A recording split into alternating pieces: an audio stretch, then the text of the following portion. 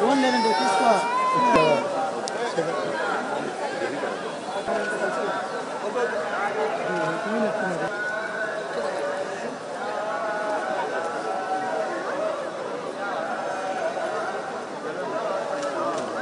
ఫోన్లో అంటే తీరా ఓకే. ఢిల్లీ మా కోపంలో ఉన్నాడు మేడం. ఢిల్లీలో వెనకాల మీరే నన్ను కొంచెం వెనక్కి రండి రా ఒక స్టెప్ తీస్తాను వచ్చేస్తాను.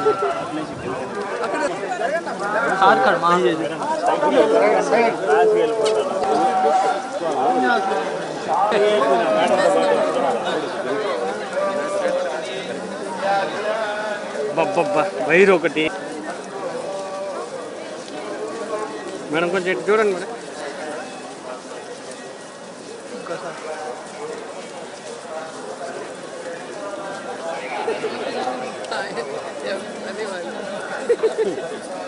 Okay madam.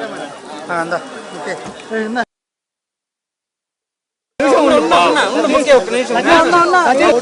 ఈ మేడం ఎవరు?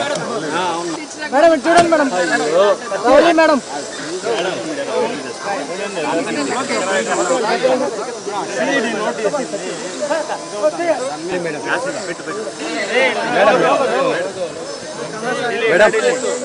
మేడం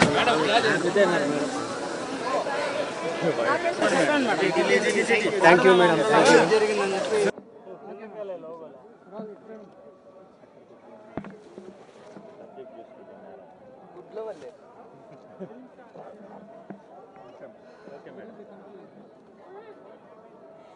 ఈరోజు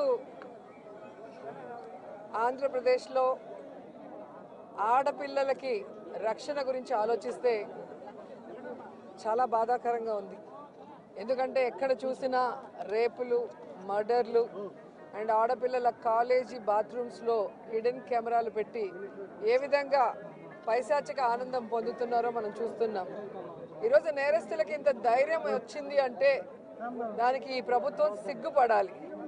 ఎందుకంటే గతంలో జగన్మోహన్ రెడ్డి గారి ప్రభుత్వంలో ఒక తప్పు జరగాలి అంటే ఎంత భయం ఉండేదో మీకు అందరికీ తెలుసు.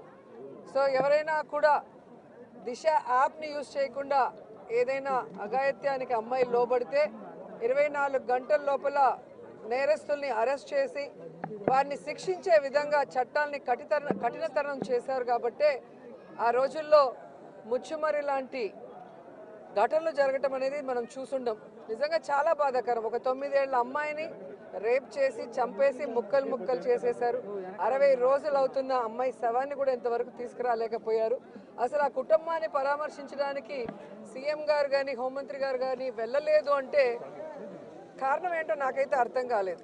ఎందుకంటే మదనపల్లిలో ఫైల్స్ దగ్ధమయ్యాయి అనగానే డీజీపీ గారిని స్పెషల్ ఫ్లైట్లో పంపించిన వాళ్ళు ఎందుకు ముచ్చుమర్రికి స్పెషల్ ఫ్లైట్లో డీజీపీ గారిని కానీ లేదా సంబంధిత మంత్రి గారిని ఎందుకు పంపించలేదు నాకు అర్థం కాలేదు. అలాగే నిన్న పేపర్లో చూశాను, గుడ్లవల్లేరు కాలేజీలో బాత్రూమ్స్లో హిడెన్ కెమెరాలు పెట్టారని పిల్లలు వచ్చి ఆడపిల్లలు చెప్తే అసలు అక్కడ ఏం జరగలేదని ఎస్పీ గారు చెప్పడం చాలా దురదృష్టకరం.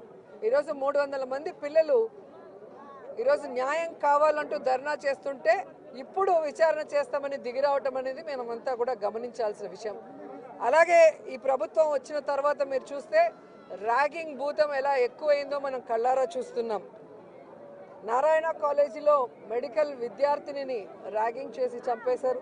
అలాగే కలికిరిలో జేఎన్టీయూలో విద్యార్థి ర్యాగింగ్ చేయడం వల్ల ఎలా ఆత్మహత్య చేసుకుందో గమనించాం. అంటే గత 5 సంవత్సరాలు లేని ర్యాగింగ్ భూతం మళ్ళీ ఈ ప్రభుత్వం వచ్చాక ఎలా పిల్లల ప్రాణాలు తీస్తుందో మనం గమనించాల్సిన విషయం.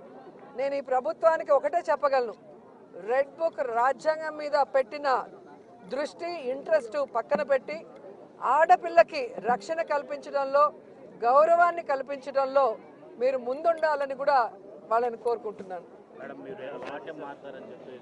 మాట్లాడిన తర్వాత అలా అంటే ఎట్లాగా